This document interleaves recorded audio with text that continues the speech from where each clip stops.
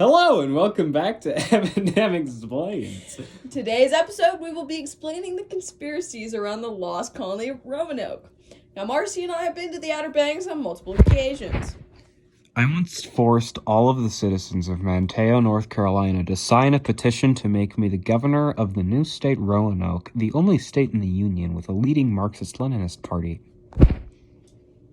Good for you, bud. Anyways, have you heard about the story of the colony, Marcy? No. What do you mean now that you're supposed to say yes? That was in the script. What are you talking about? I'm glad you do know about the conspiracies. For our listeners, I'll explain it for you all. On April 26th, 1587, the governor... Which was me, that was me. You wish. John White's the governor at the time. He and 117 other colonists set sail for the New World. They were hoping to establish a new colony near Chesapeake Bay. Oh, wait, I've heard about this. Isn't that the one about Sir Richard Grenville? No, that was a story attempt that had failed 2 years previous. That one wasn't even a conspiracy. They all just got tired of waiting for Grenville to come back, and they just went back to England with some other dude. I'm talking about the one that happened after that. Oh, yeah, that. Yeah. That. And the colonists had settled. John White left to go back to England to get more supplies. This trip was supposed to be 6 to 8 months, but it ended up being 3 years. What was he doing for 3 years? The world may never know, Marcy. The world may never know. Sure was taking a sweet time, though. On that note, when he returned, he found the island of Roanoke completely deserted. Maybe if he would have gone a little bit faster, it would have been, but you never know. The only things that he found when he returned were the bones of one singular European man, and the word Croatoan was carved into a tree near the palisade encircling the fort. The letters Crow were also found on a separate tree. Weird. Weird indeed. What is Croatoan? Croatoan? Yeah, that.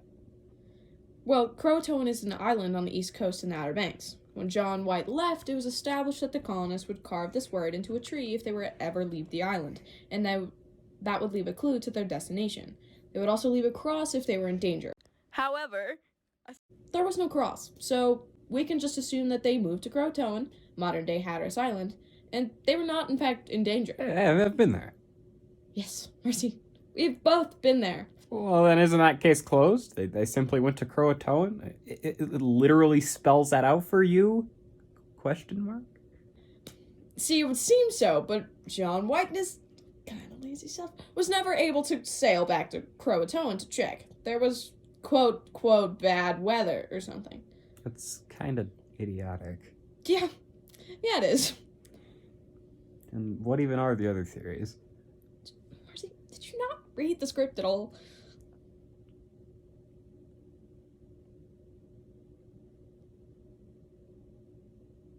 There are, in fact, 6 other theories. Theory 1. Did you really need the sound effect? Yes, we did. So, Theory 1. The colonists were taken hostage or killed by the Spanish. Dun, dun, dun! Yep. The theory revolves around the past, as the kids would say, beef that the Spanish had with the English. Loser. Spanish, too, had a colony in the New World called St. Augustine, when they were located in modern-day Florida. The Spanish soldiers who were leaving there had heard reports that the English had established a new colony in the New World as well. At the time, the English were at war with the Spanish, and if the Spanish were to have found out, they would have hunted them down and killed them. Fun. Yeah, indeed. How do we know that they would have killed them? Good question. The Spanish have also shown to have done this in the past. For instance, in 1562, they had killed off a French attempt to settle in the New World. Over 130 men were killed. Nice. Indeed. All right, now picture this. Okay, so the English colonists were actually spotted by the Spanish from their boats as they were sailing. So the Spanish colony went over and attacked them and took them hostage. And they may have even killed them. This could have been the reason why the settlers' boats were missing when John White returned in 1590. You know, I can see that. Right? I mean, this was actually a legitimate fear that the colonists had. The English often feared that they that the roaming Spanish ships would spot the colony. Makes sense. Theory 2! The colonists starved to death or were lost at sea. This theory is based around the idea that John White took too long on his excursion to get more supplies. So the colonists, they just gave up on waiting and figured, he hasn't coming back. So they tried to leave on their own and perished in the process. That seems plausible, right? Yeah, that would make sense, but what evidence do we have that would make this theory true? I'm glad you asked. The governor... Yeah, that's me, that one. Yeah, that's me. No, Mercy. John White! We've been over this! He left a small ship for them in the exploration of the island, so maybe they left on that.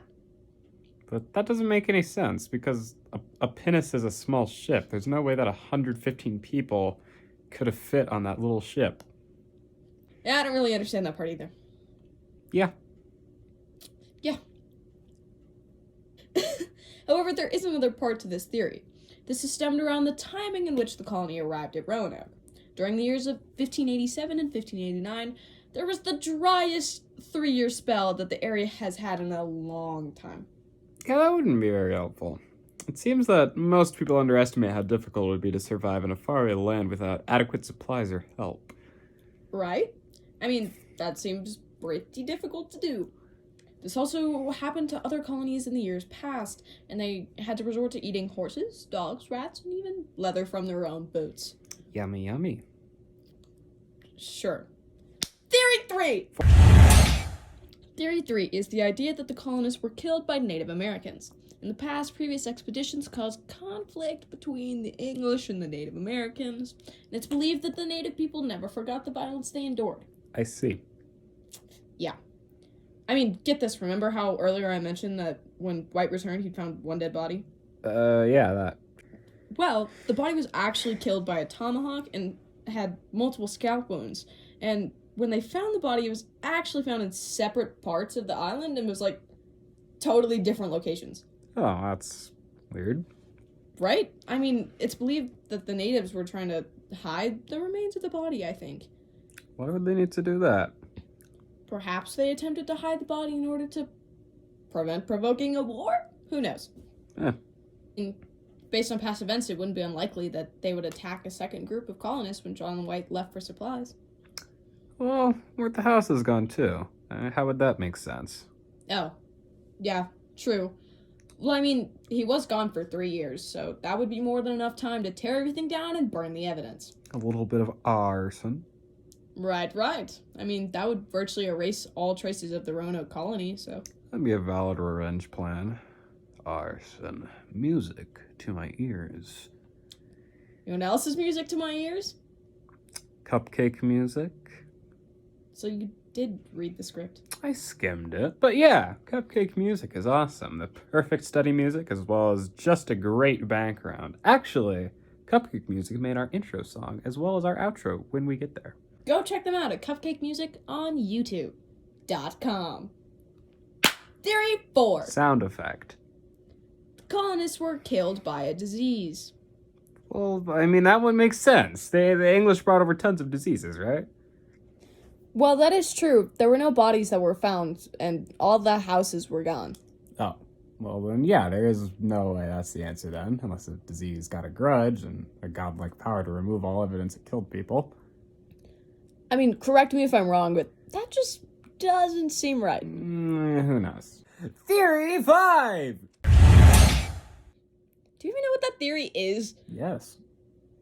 The one about the colony being destroyed by a hurricane? Yeah, that. I see. Well, to be honest, this theory doesn't seem likely either. Right. Though many hurricanes happen in the Outer Banks, it wouldn't make sense for this case. Hurricanes aren't picky. They wouldn't only take houses and people and not fences or trees. Theory 6. The Roanoke colonists moved to Croatoan Island. I still feel like that's just simply the answer to this. Do people really think it's something else? I mean, it seems like it would be the answer. Yeah, that. I mean, John White himself even believed in this theory. And as previously mentioned, the word Croatoan was carved into a tree on the island. This wasn't just some random word, it was a code established by the colony when John White left. It meant that the settlers had moved to the island of Croatoan.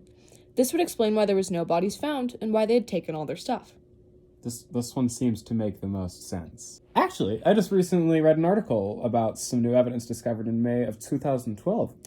Researchers were looking at John White's maps and found an interesting spot that was discolored in the map. They later found out that this spot was actually the drawing of a fort, which they believed is where the colonists left.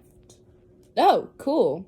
Have they been able to, like, excavate it? No. I'm pretty sure the article said something about the fact that it's private land, so they can't. Oh, darn. That's kind of a bummer. Well, I think that the theory that they just moved somewhere else makes the most sense. What do you think, Marcy? I think it's the aliens.